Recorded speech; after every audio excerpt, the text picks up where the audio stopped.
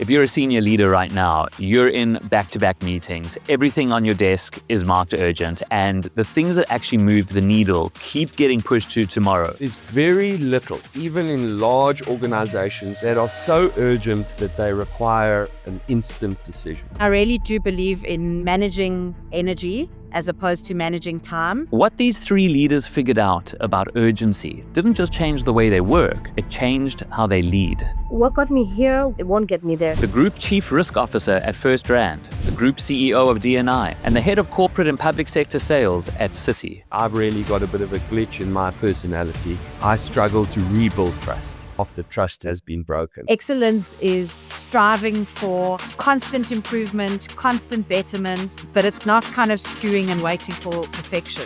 A players hire A+ players. So the A player can let the A+ players actually deliver what they want to do. There's an urgent inbox and there's an important inbox. The moment that urgent inbox gets too full, you find that you start neglecting the important issues. There's only so much shelf space. This episode is for you if everything is urgent.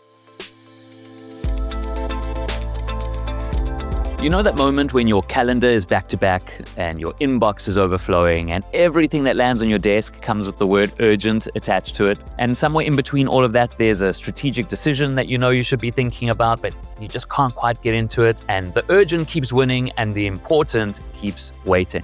Well, that is the exact tension that we're exploring in this episode of Leading Awake. If we haven't met before, my name is Gilan, and my background is a little bit unusual. I started out as a professional mentalist working with the human mind on stages all around the world.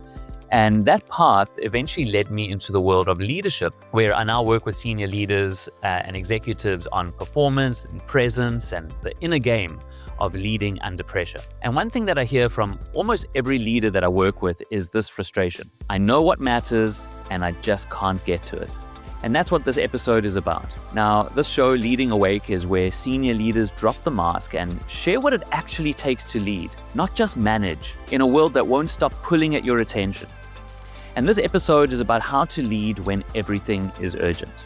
My first guest is Ryan Noach, the Group CEO of DNI and formerly the CEO of Discovery Health, who brings more than a decade of running large, complex organizations across healthcare, financial services, and now technology. And in this episode, Ryan shares a framework that he calls the two inboxes. And he also gets disarmingly honest about a personality trait that has shaped how he leads. And then we have Sheetal Shah. She's the Head of Corporate and Public Sector Sales and Interim Head of Treasury and Trade Services for Sub-Saharan Africa at Citi, and Sheetal manages relationships with governments, with multinationals across the continent. And in this chat, she shares a principle from the Boston Philharmonic's conductor that changed the way that she thinks about hiring and letting go and how that impacts the work and the team. And then we have Emma Moore, who is the Group Chief Risk Officer at FirstRand, who runs one of the most critical functions in one of South Africa's largest financial services group. And Emma makes a distinction between excellence and perfection that I think a lot of leaders need to hear. And she talks about a personal experience that completely reshaped her understanding of trust and delegation. Now, one thing that really caught me off guard in this conversation is how quickly we moved past the surface level productivity advice and into something much more personal. Questions about trust, about control, about the courage that it takes to step back and let the people around you do what you hired them to do. Now, before we get into it, this show is brought to you by my Peak Practice program. You might have heard me mention this formula before, that performance equals potential minus interference. And the Peak Practice program is designed for senior leaders who want to clear that inner interference that shows up when you're under pressure. You know, the overthinking, the self-doubt, the narrowing of focus that happens when the stakes are high. And if that sounds interesting to you, head over to peakawake.com where you can learn more and get into the program. So with that said, let's get into the discussion. Welcome, everyone. Thanks for the invite. We're having us. I'm really excited. I'm looking forward to it. I thought it might be fun just to start off with a question that I actually start all our roundtable discussions off with, regardless of what the topic is. Because I love growth mindset, which some people call a learning mindset so much, I'm always keen to know, what have seasoned leaders changed their mind about lately? And if we stick that to leadership and culture as a context, what is one belief about leadership or culture that you've changed your mind about, either recently or over the course of your career? It's a tough question. I mean, I think we've all got entrenched leadership philosophies and leadership styles. But I think what is absolutely clear to me is that you learn every single day as a leader.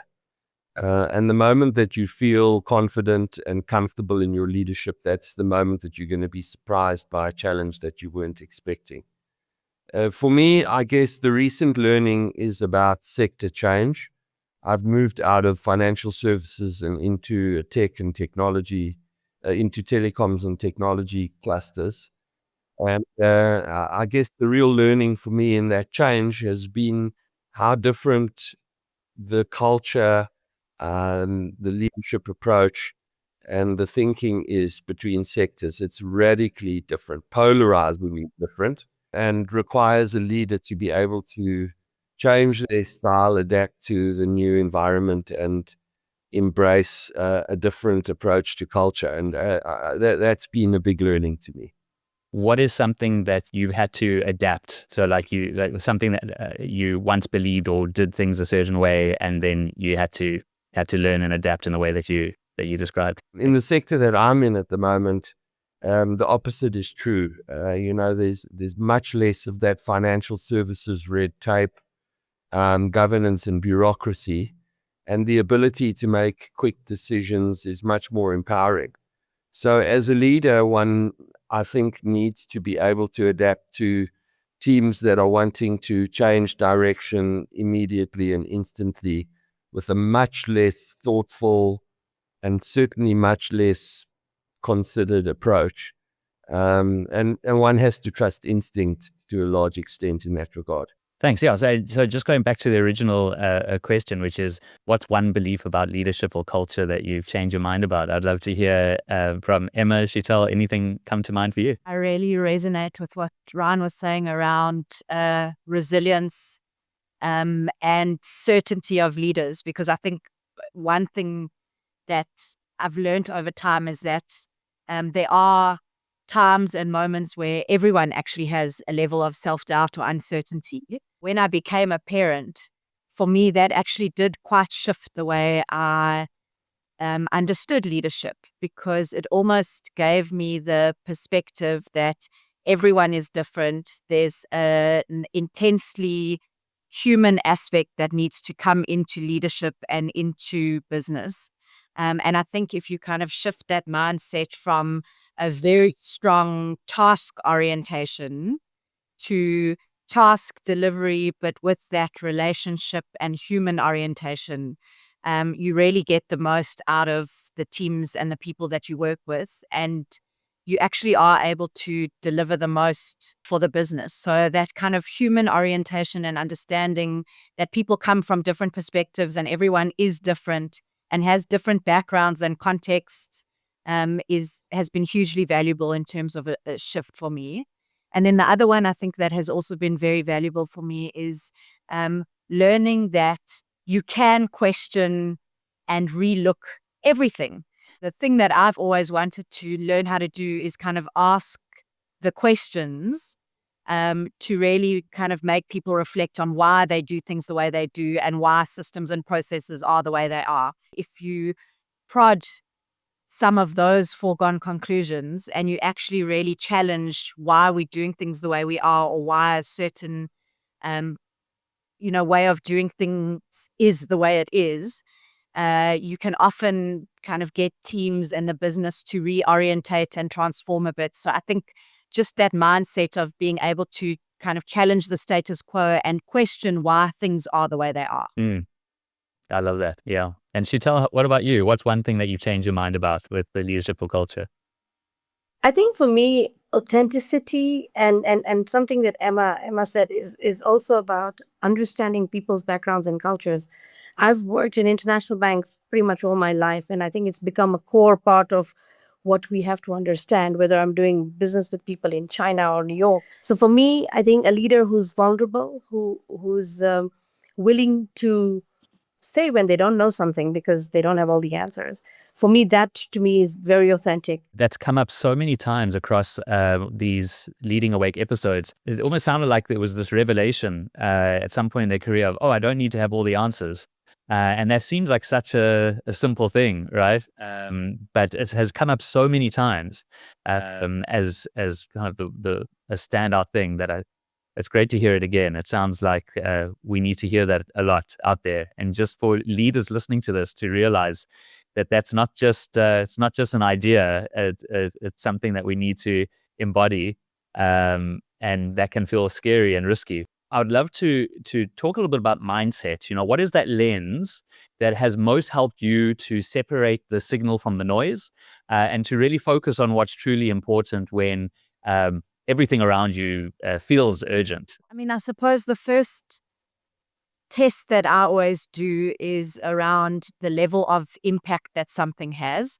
And it's something that I actively share with the people that I work with as well. It's almost like you've got to have a vision of where you're going and what your North Star is. And if you aren't kind of picking the things to focus on that get you there and that will shift the dial, really question, I suppose, why you are doing them. I'm a big proponent also of, and it's a little bit of what we touched on earlier, that it takes a village. You also need to make sure that you surround yourself with experts so that you can actually work in a model that leverages distributed leadership. For me, that village also extends in a personal capacity as well. The example I love to give is you'll never find me in a grocery store because like Checkers 60/60 or Pick and Pay ASAP or Woolies Dash is absolutely part of my village. And it's one of those kind of hacks or tools that I use to make sure that I'm not expending my time or energy on something that isn't kind of in my top priority. Shift the dial will actually make a meaningful impact on the things that I think are important. And then I really do believe in managing energy as opposed to managing time. And so there has to be a bit of an ebb and flow in terms of energy, so that you can give the important things the right level of attention, and make sure that you aren't kind of always on, because if you're always on, and you're always operating very thinly across multiple things, you're actually not doing anything justice. So I'm not a proponent for multitasking. I'm not a proponent for being always on. I really am a proponent for managing your energy, and being quite deliberate about where you channel and focus your energy, and then obviously tapping into that village. Yeah. Wow. So many gems there. Love that. What about you, Ryan? I saw your head nodding and stuff as well along the way there. What's your lens? Emma's perspective is very interesting. I mean, I think just to pick up where she left off, I'm a little bit different to Emma, which I think demonstrates the strength in leadership that everybody can have a different style. I've always been an always-on leader.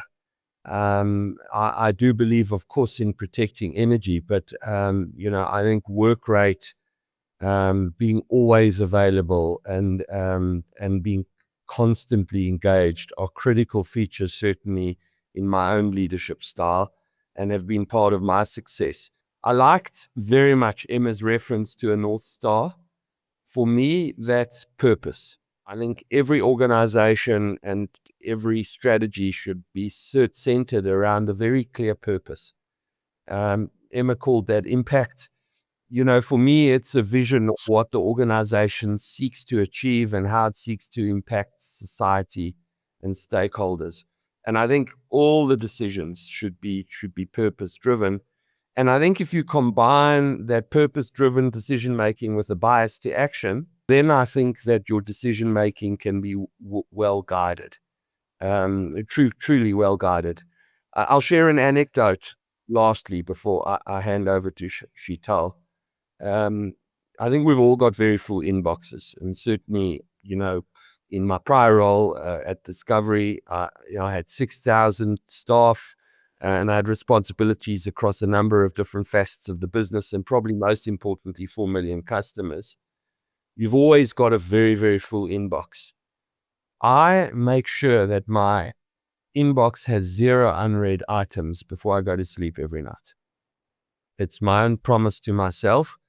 I know that I have an obsessive compulsive personality trait somewhere, but I make sure that as a promise to myself, every email is at least read, in the main answered, but at least read, so that I can sleep peacefully knowing that I've seen whatever's urgent and important, but that also I've met my commitments to my team and my customers to ensure that I at least understand what they've reached out to me on, and I can attend to it. The one thing that you touched on, Ryan, is so critical, and that's the ability to kind of switch between seeing the big picture and the and kind of not going into the detail when you're looking at breadth, but then knowing when to zoom in. And I think that's a critical attribute of any leader. And then I also wanted to, I guess, touch on this thing about always on versus managing energy. And it's to the point that you raised, Gilan, around, there'll always be lots of messages, lots of emails, lots of meetings, but I guess the ability to be able to discern what's important and what's not, and not get caught up kind of feeling like a hamster on a wheel, for me is really important. So I guess it's kind of nuanced. There isn't a managing of energy when it comes to, if there's a critical issue that needs to be dealt with, or support that the team needs. Those things are kind of non-negotiable. But I think the temptation that we can easily fall into, particularly in this day and age of kind of digital intensity, is that there can be lots of stuff that can keep us very busy. That doesn't necessarily mean that you are adding value. And I guess that's kind of the temptation that one wants to avoid falling into the trap of, and make sure that you really are kind of managing where you spend your energy and that it's on the right things. Listen, what I love about these sessions is leaders coming in with different perspectives. Emma's perspective is very interesting. I mean, I think just to pick up where she left off, I think as a CEO of a large organization, which I've been in various roles in now for more than a decade, one starts to think of that leadership responsibility as a bit of a T, overseeing, everything at a macro level, depending and trusting your team to deal with all of the detail, but knowing exactly where to dive in deep and get deeply involved in particular issues. And that's the vertical leg of the T. And one wants to try and stay horizontal most of the time. One wants to avoid a temptation to get too vertical, because that can undermine or disempower people. But one must have the ability to roll up your sleeves and get into the detail on urgent issues or strategically highly relevant issues at the right time. Let me be controversial for a second time. The first time disagreeing with Emma, and now the second time saying that there's very little, even in large organizations with pressing priorities, that are so urgent that they require an instant decision. There's almost always a way to buy some time, gather a team of trusted advisors, both internal and external, consider views and reach a consensus before acting too quickly on an urgent decision. There will be the occasion where you don't have that grace. But I think the important thing as a leader is to look for that grace and to look for the opportunity to seek consensus, to seek the wisdom of a broader team and external advisors, and turn a matter from urgent into important. Without talking too much, I have this principle of 2 inboxes on my desk, always. There's an urgent inbox and there's an important inbox. The moment that urgent inbox gets too full, you find that you start neglecting the important issues. And the important issues, by the way, tend to be those with long-term strategic relevance.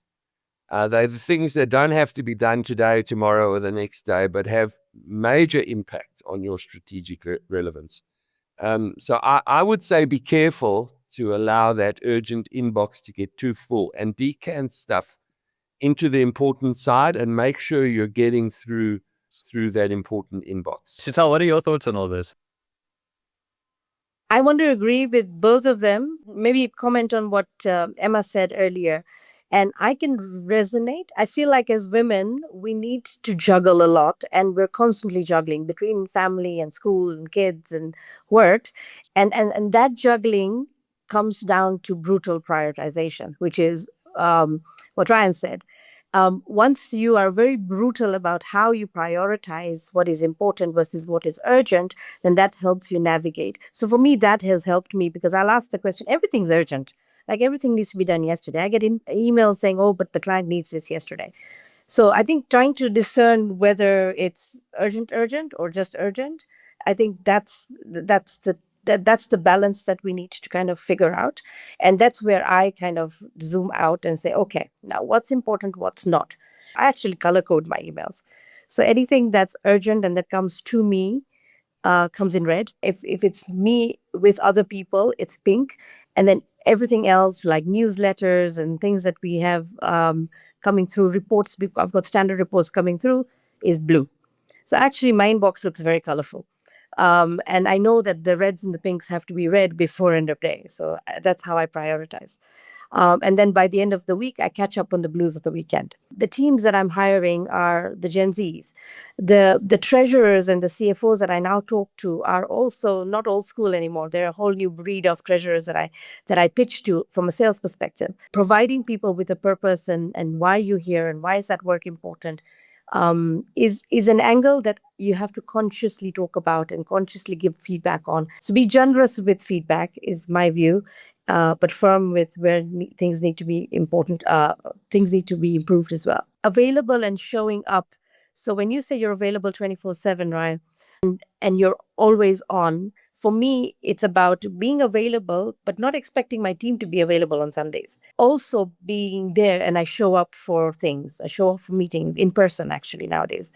And I show up when it's time for certain events or client meetings. And I think you lead by example by doing that. They see it once, they see it twice, and they're like, maybe we should be doing that too. What Sheetal just said is truly resonates with me. And I couldn't agree more, Sheetal.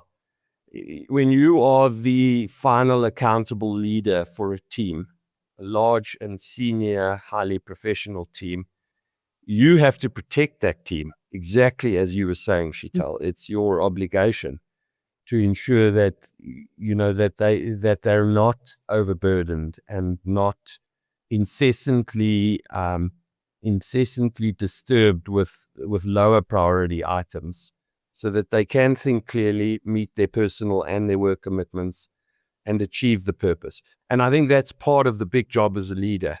And I've always prided myself on being the one that's in the face to take on that heat and make sure that my team is empowered to carry on doing what they're supposed to be doing and not being distracted, where it's feasible, not always feasible. So what you had to say about that and about showing up in person, I completely agree with. You were talking about digital noise, Emma, and you're so right. It's incessant and it's coming from all angles. Interpersonal relationships and interpersonal conversations are sacred, particularly with people who report into a leader. Interpersonal connection is so critical. And I think if COVID taught us anything, it was actually how critical those interpersonal relationships are. Yeah, so Rana, I fully agree. And that ability to put your phone face down and actually manage where you are channeling your energy at the time, as opposed to trying to multitask and do 500 things at the same time, makes you an effective and present and engaged leader. My previous boss was Adrian Gore, the founder and the Group CEO of Discovery. And thankfully, Adrian and I have sustained an excellent relationship since I left Discovery and continue to build on that. And I see him relatively regularly for a dinner with his wife and my wife. And when Adrian comes to dinner, each of the times that we've done it, outside of a work environment, this is now a non-professional relationship now. He doesn't pick up his phone to even check in for 3 to 4 hours of that dinner. And at the last dinner, I remarked on it. I said, it's quite incredible how present you are, how engaged you are, and how you shut out the digital noise. And Lauren, his wife, responded and said, Ryan, you know, when Adrian gets home, he's got 1,000 emails in his inbox and 100 WhatsApps. And, you know, he's going to have to do 2 hours of catch up because of these 3 hours. But that is his commitment to people that he spends time with. And it's a remarkable anecdote. And there's a huge lesson in it for me. I thought it would be relevant to mention a book that I absolutely love, and I've recommended so many times. It's by Oliver Burkeman. It's called 4,000 Weeks, Time Management for Mortals. In the book, he talks about that parable that I know you all know of. You know, the university lecturer, the professor who holds up the jar with the big rocks and then the small pebbles and the sand and the water, and the whole thing is all about, well, if you put the big rocks in first, then you'll be able to fit everything else in. And what Berkman in his book says is that that's actually just total bullshit, because we live in a world now where there's just way too many big rocks that could ever fit in the jar, no matter how you try and order them. So this idea that's kind of conditioned into us is that if we just find the right method, then we'll be able to wake up every day having all the important things done. And we, you know, I know that I've been an absolute productivity nerd, just trying to optimize everything. I've tried every form of prioritization lists and apps and all that stuff. And reading his book really helped me to come to terms with the fact that actually, I'm not ever going to have, enough capacity to do everything. There will be things that are left undone, and not feeling like, being comfortable with that feeling, instead of trying to scramble to get everything done, has really been a game changer for me. I think that we all, in different ways, try and maintain control in different contexts. And I think that we're conditioned in different ways. So, like, for example, I'm just thinking, Ryan, you know, you're talking in the context of being a doctor. I imagine, especially since you have a history in the emergency room, one does need to take control and be decisive and so on. And I'm sure that must have had some kind of conditioning as well, that you probably had to unlearn how to do that. And I think it would just be so valuable to hear from all three of you how you've managed to unlearn and let go of control, because I know that so many leaders will really want to learn from that. Actually, you know, when you're taught to run a resuscitation, you do it in a team. And every resus that we did in the emergency units in those days had at least 2 doctors and at least 3 trauma-trained nurses.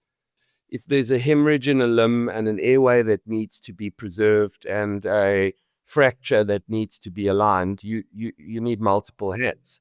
So, you know, whether it be emergency medicine or leading a business, teamwork is central to achieving the right outcome at the right trajectory and speed. And so, you know, Gillan, I guess I'm usually the conformist, but to be the non-conformist, I didn't have difficulty trusting and letting go. I actually welcome that. I love working with people. I'm completely clear and in an introspective style, aware of my own limitations. And I know that there are people around me who are much better at some of the tasks that I need to achieve or that a business needs to achieve along its journey. And so for me, it's very easy to trust those people and believe in their skills.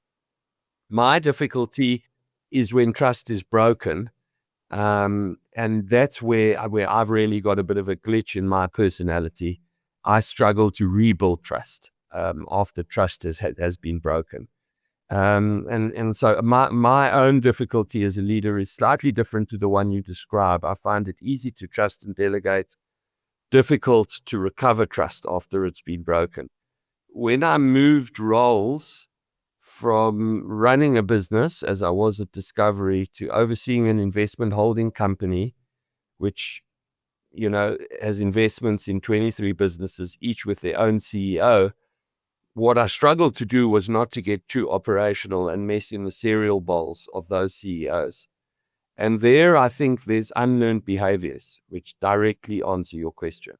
I've had to retrain myself to accept that those CEOs will operationally do things differently to what I would have. Perhaps accept that they're going to make mistakes sometimes, not sit back and watch them have a big car accident, but allow them to make smaller mistakes if I can see that coming. And really train myself to be much more of a strategic support and much less of an operational support. That part has been hard. It hasn't been a trust issue for me.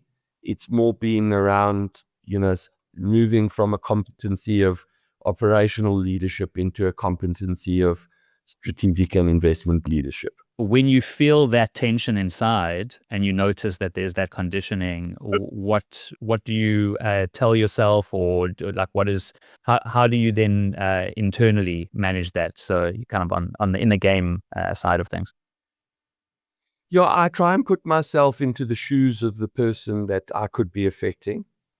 And I think that if you're able to truly immerse yourself in how they would perceive your actions and whether they would feel it to be intrusive and disempowering, then it's easy to reach a realization of this is inappropriate. You put yourself in that person's shoes and you think, wow, this would be deeply appreciated, very helpful, or in fact, from a business risk perspective, it's a risk we can't tolerate, then you follow through. So I guess one needs that kind of a framework, internal check and balance, the ability to pause and question yourself.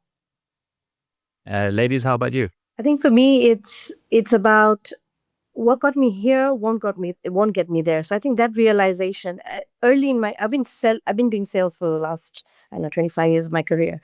And earlier in my career, I was an individual contributor. I needed to know everything. I was the spoke. I was on top of each detail. I knew exactly what the client needed. I think as you go up the chain of senior leadership, I realized at some point that I can't have it all and I can't do it all, and I have to start trusting the team. So what got me there is not going to get me to the next stage of my career. So I actually got myself a coach. I practically, as in terms of how would I handle something like that. And one of the biggest advice that I got from that was zoom out. You need to zoom out and see the situation and assess it, because it's no longer just about you. It's about trusting the team and enabling them to understand exactly what needed to be done. Focus on what does the client want, how do we solution that, and where do we provide the solutions. So for me, it was the zoom out that helped. And the other thing that I think Ryan also mentioned, as a leader, what I realized is A players, and I got this from, I was at Harvard for my MBA as part of the Gibbs program, and we met with the Boston Philharmonic. I'm going to digress. Benjamin Zander was a conductor at the Boston Philharmonic, and he wrote a Harvard Business School book. And one of the greatest lessons I got from that was A players hire A+ players, so that the A player can let the A+ players actually deliver what they want to do. He's written an amazing book, and I love it. I love that. A players hire A+ players. I love that one. Emma, how about you? I've never really had a difficulty with letting go or, allowing people responsibility or sharing the load. As I said before, I think the village mindset and this distributed leadership mindset is very much kind of baked into my leadership style. So I generally do tend to start from a position of trust and really value, I guess, the diversity in terms of, different backgrounds and ways of tackling problems and thinking about things. I think it is absolutely critical that you surround yourself with the right people and the right skills. And I suppose it's what Sheetal was saying, 18 players hire A+ players, but it's really about actually surrounding yourself with experts and people that are smarter than you and that really know their stuff, but also have the ability to and the desire to really own their space. I think that level of kind of ownership and accountability is something for me that's critically important when I kind of look at the teams that I work with. If you do have a situation where, the trust is broken or people aren't delivering, there are ways that that can be supported. And again, for me, it's important what the breakdown was. So is it an apathy and a lack of caring, or a sloppiness? Okay, that's in one bucket. If it's, that someone kind of needs guiding, coaching, to develop their skills, that's kind of in another bucket. And I suppose in that bucket, it's how do you make sure that you give people the right mentorship, support, coaching, that they need to actually kind of get them where they need to be. And I think as a leader, you need to be incredibly hands-on in that situation. I do think that people learn by doing. So you have to allow people the space to do, but then come in and actually guide and coach and pick apart and show, where it kind of should have been, could have been done differently. So our role as a leader is to make sure that people understand where you're going, what the direction of travel is, what your expectations are in terms of performance and delivery and high performance, that when it doesn't go right and it's because of best efforts, but potentially other pitfalls, that you've got their back. And for me, is my journey of kind of having kids through my career also taught me that, because there were times when I had to kind of take a break, go on maternity leave, and leave a big business that had to continue running and performing and delivering results when I wasn't there. And I think the learning that I got out of that was it really is important to set up the team to know where they're going, have the right people who feel empowered, who have the support and the backing. And then, it's actually incredible what kind of grows out of that. So that really was a big learning for me through my career. Gilani, can I add to what Emma said? I think Emma and I are very similar in this respect, as she pointed out. Almost trust first, employ the best, empower, and, create an environment for success. I actually think that if you take that approach, you've got to structure the relationship between an employer and an employee in such a way that it leads to the success of that trust. And that structural alignment is critical. So what do you put in place to do that? I think regular check-ins. And for me, I have weekly one-on-ones with people who are actively busy on projects, or at least 2 weekly for those that perhaps are, less busy on current projects. And in those one-on-ones, have a very clear approach to checking in on progress and on the structural integrity of that trust relationship. I'm not talking about micromanaging. To the contrary, this is actually deeply empowering. How is it going? What can I do to help, if anything? Where do you see risks and pitfalls? Is there alignment across the stakeholders? What are the things that are keeping you awake and worrying you around it? And I actually think that builds trust. It should be deeply empowering, not micromanaging, but should be a framework for that trust to vest in. A lot of where things fall down is when people aren't clear on their mandate, or there's a clunky operating model, or people don't know who's responsible for what. And I think taking the ownership to clarify that for people is also a critical element of actually building that trust. And people know that you've got their back, that you are there to support them, and that they are empowered. You really do see people kind of stepping up and thriving. And I think just the other little thing I wanted to add is, this notion around an expectation from the people around you for excellence. And excellence is not perfection. Excellence is striving for constant improvement, constant betterment, but it's not kind of stewing and waiting for perfection. So there is that kind of nuance, I guess, between excellence and perfection. Something that keeps coming up in this conversation is the difference between being busy and being present. And all three of these leaders, in their own way, are describing the same shift. The moment they stopped trying to manage everything and started being more intentional about where they showed up. And in my experience, that shift doesn't just happen. There's something underneath the busyness. There's a pattern that most leaders don't even notice until it's pointed out to them.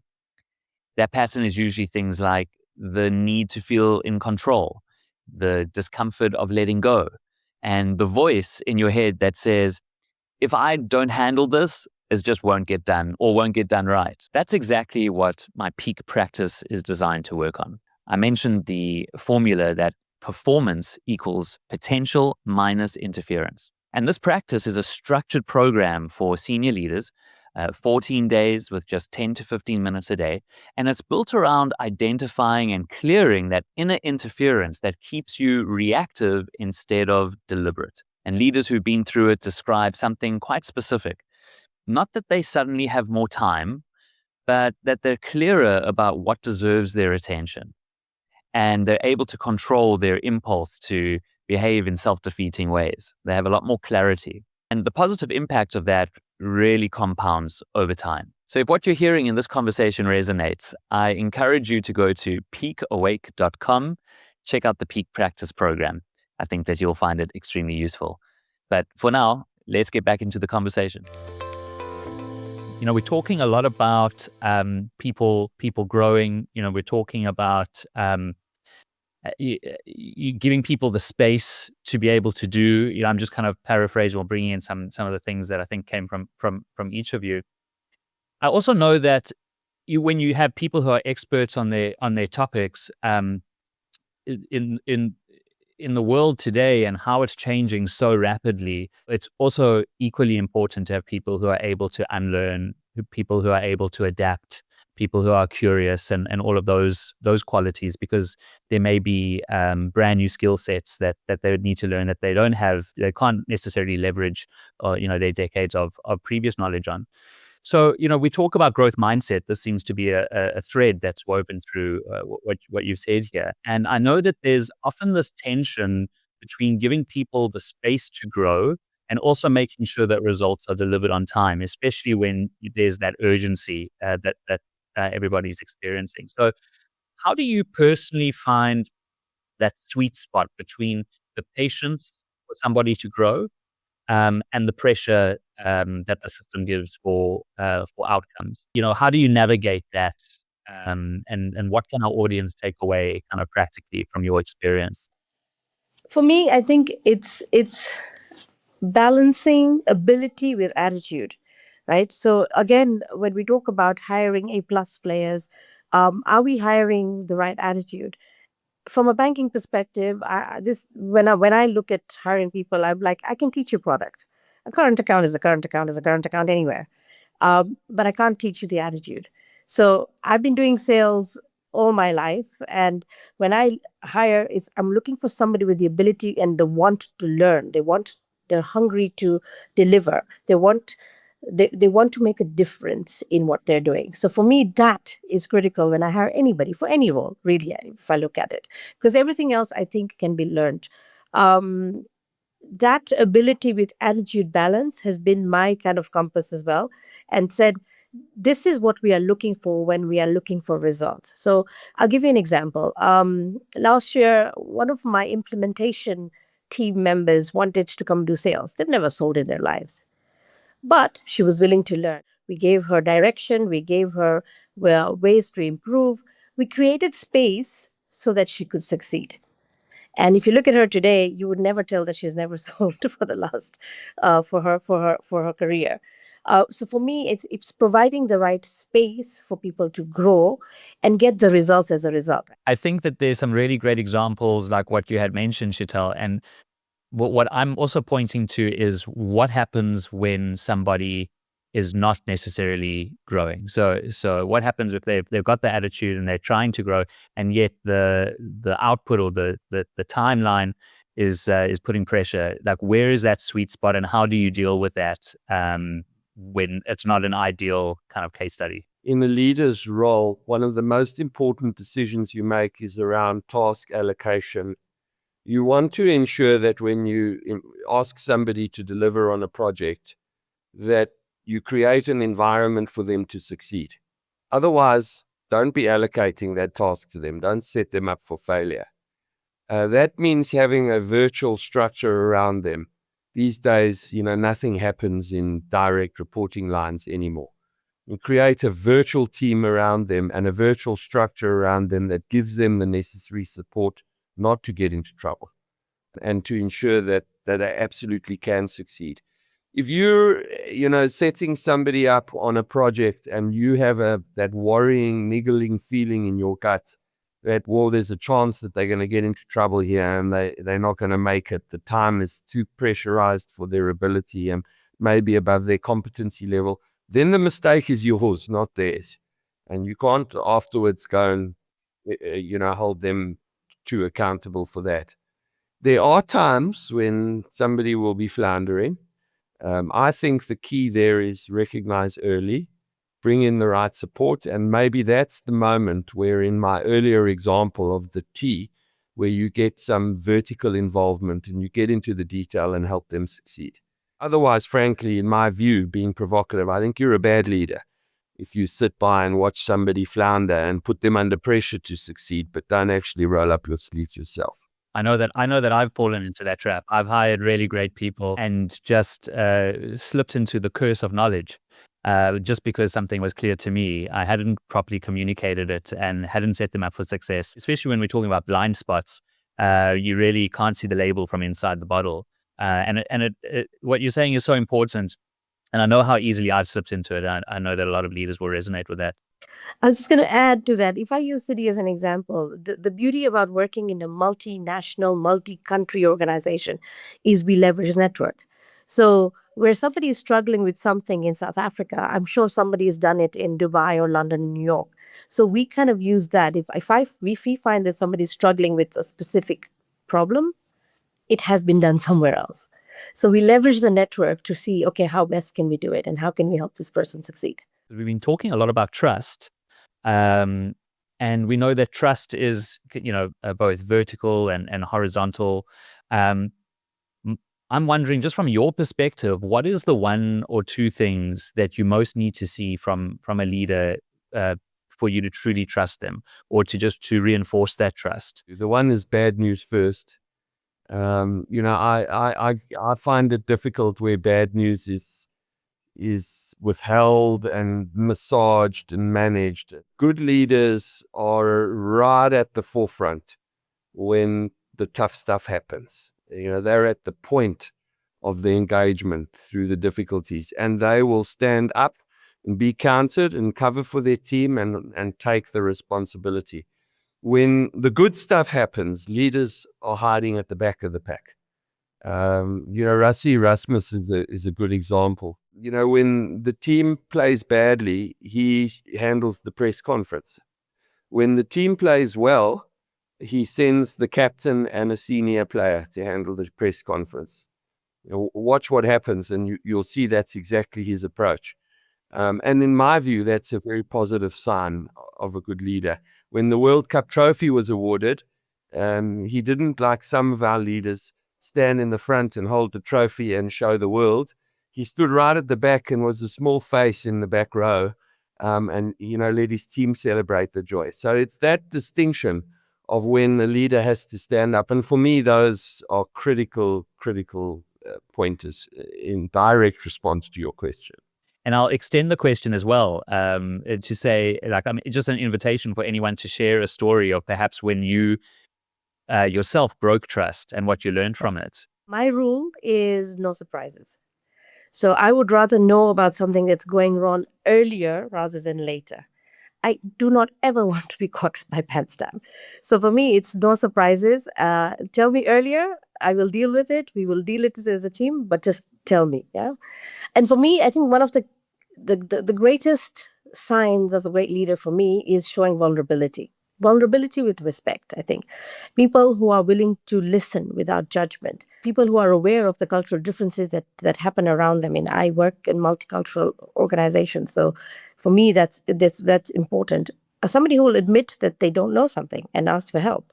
We've spoke about it earlier as well. So for me, that show of strength leads to authenticity. So I trust somebody who is willing to be authentic and who's willing to be vulnerable. So for me, that's a sign of a great leader. The way I like to say it is, I think good leaders don't take the credit for themselves when things go right. They give the credit to the team. But when things go wrong, they take accountability. I think open communication is also really important from a leader. And then someone, I suppose, who values the human beings that they work with. I think by valuing the human beings that they work with, one also creates an environment of psychological safety, and kind of going back to the theme of trust. I think if people feel psychological safety, they perform better. I think that trust continues to develop, and that's what actually builds high-performing teams. Yeah. Can I add two things as an achterskot? The Yes. one is authenticity. I very much enjoy a leader who shows vulnerabilities, is authentic about what they're feeling, and is inhuman in themselves. And the second is dependability, which has been a bit of a theme here. But, if you say you're going to do something, or you say you're going to be there, or the meeting starts on time, fulfill those promises and lead from the front. So the combination of these things, and I think the ladies articulated other facets brilliantly, I think builds great trust. And what I'm hearing kind of as a common thread between all three of your answers is when leaders try to appear in a way, that they have all the answers, that they know everything, when leaders try and appear strong, often that has the opposite result. But when they're just authentic and real and show things as they are, including the gaps, the weaknesses, the mistakes, that actually creates the trust and is seen as the strength. So although it may feel risky for anyone listening here, to be vulnerable, that's really where I'm hearing the magic lies as one of the threads here among many others that you've shared. And in the last couple minutes that we have, I thought we would have a kind of a rapid fire kind of a popcorn explosion of answers for this question, which is, what are some of the ways that you have learned to say no skillfully in a way that protects your focus, but also doesn't damage relationships? So feel free to popcorn it, like any ideas that come to mind, or maybe you've just got a go-to. This isn't top priority right now. Anecdotally, I'll tell my son no because mom said so, but at work, that doesn't work. Unfortunately, as bankers would say, kick it down the lane, kick the can down the lane. We would either talk about priorities, or I would refer them to somebody in group to have a secondary discussion, and it's off my table. I'm a bit more direct, Gilan. So, I will stand up and just say, don't think so. No. Everybody knows what you're saying when you try and be politically correct, and I wear my heart on my sleeve. So I'm very authentic about it now. Right. Any other idea? I mean, if you think of different contexts. I'm the same. For me, it's not a priority. We don't have capacity now for this. It's not something we should be focusing our attention on. Is really, I would also be quite direct. And I suppose a lot of the things also, can you subtract to actually as opposed to add to solve? I find it's easier when we go back to strategy, we go back to what we originally agreed. I think it's easier to have a conversation because, there's so much noise, you can get digressed and you start doing things that are not important. So going back to strategy, what are we focused on? What are the 3 things we committed to delivering? Goes back to that, and we bring the discussion right back home. You don't have to say no. On a personal note, when sometimes, because we're whole people, right? And so sometimes our personal life and our work life, we're finding ways to integrate the two. A lot of people talk about work-life integration now as opposed to work-life balance. How do you say no if there's something on the personal front where you know that it's probably not going to be a good use of your time? As humans, I suppose there's only so much shelf space. So does it fit on the shelf. But no, I would also kind of directly say, I don't have capacity. Yeah, I'm much less effective at saying no in a personal context than I am at work. At work, I know I'm pretty good at it. At home, I know I'm pretty shit at it. I'm with Ryan on that. I think I find it hard to say no to things at home or for family. The phrase I do have, this doesn't work for me right now. It's harder for me to say no home. I will find the time and space and capacity for anything that's important for family. I think personally, I will do and die for family. That's my priority. Great. Thank you. I know that so many leaders are suffering from, whether it's personal or professional, that there's things that they wish that they could say no to more often. As a final closing, very rapid fire question to each of you, and we'll end off our conversation with this, is what is one thing that throughout your career at any point has most increased your leadership effectiveness? There's quite a few things that come to mind, but it's a quick one answer. And the single answer would be having mentors and supporters in my life who I can depend on and learn from through difficult situations. For me, it would be zooming out. How important is this in the grand scheme of things, and looking at it from a different perspective? I think maintaining perspective and being able to cut through the clutter.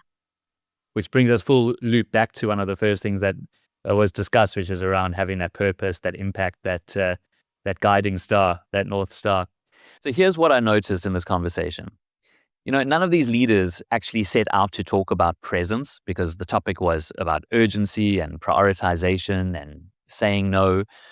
But every single one of them ended up in that same place, that the quality of your leadership isn't determined by how much you get done. It's actually determined by how fully you show up for the things that actually matter. For example, Ryan described Adrian Gore sitting at a dinner table for 3 hours without touching his phone, knowing that he would have 2 hours of catch-up waiting for him afterwards. Now, that is not a time management trick. That is a choice about what kind of presence he wants to bring to the people in front of him. And Sheetal talked about the moment she realized that what got her here wouldn't get her there, and how getting a coach helped her to zoom out and trust the people she'd hired to do their jobs. And that takes a kind of courage that doesn't get talked about enough, in my experience. And Emma, she made a distinction that I think is just so powerful and relevant, that excellence is not perfection. It's the willingness to keep improving without waiting until everything is flawless. And that's a very different relationship with pressure. The thread connecting all of this is something that I see in my own work with leaders all of the time. And that is that urgent isn't the enemy. The enemy is the belief that you have to respond to all of it, and that your value as a leader is measured by how much you can hold. But what these three leaders have shown us in this conversation today is that the best version of leadership actually often looks like doing less, but doing it with more intention, more trust, and more presence. If this episode sparked something for you, the Peak Practice is designed to help you make that shift more deliberately. It's 14 days, 10 to 15 minutes a day, and it's built for leaders who are already high performing, but who want to clear that inner noise that just keeps them from repeating these self-defeating patterns. Leaders who've been through it describe feeling less pulled in every direction and more grounded in what matters. And if that sounds useful to you, head over to peakawake.com where you can learn more. Now, one of the things that I'm building with this show is a space where leaders can actually talk to each other about the stuff that usually stays behind closed doors. So if something from this episode stuck with you, I'd love to hear it. And I'm sure other viewers and listeners would as well. So please drop a comment and let us know what landed. Was there a moment where you thought, that's exactly what I'm dealing with right now? Or a question that you'd want us to explore in a future conversation? Put that all in the comments. And listen, while you're there in the comments, have a look at what other listeners are saying. Try reply to somebody, share your own experience, or ask another question, because urgency is one of those things that I think feels personal until you realize that everyone at your level is dealing with it too. If you could follow the show and leave a rating wherever you're listening or watching, that helps the platform show it to more leaders so that more leaders can actually find these conversations and benefit from them. Thank you for spending this time with us. And if you know a leader who's drowning in urgency and could use a different perspective, go ahead and share this episode with them. And of course, if you haven't already, subscribe and click the little bell icon so that you get notified so that you don't miss what's coming next. And that brings us to the end of our roundtable. And I look forward to sharing this with the community. So thanks so much, guys. Really appreciate it. Thank you, Gilan, and thanks and good Thanks, to meet Gilan. To you, and love you too.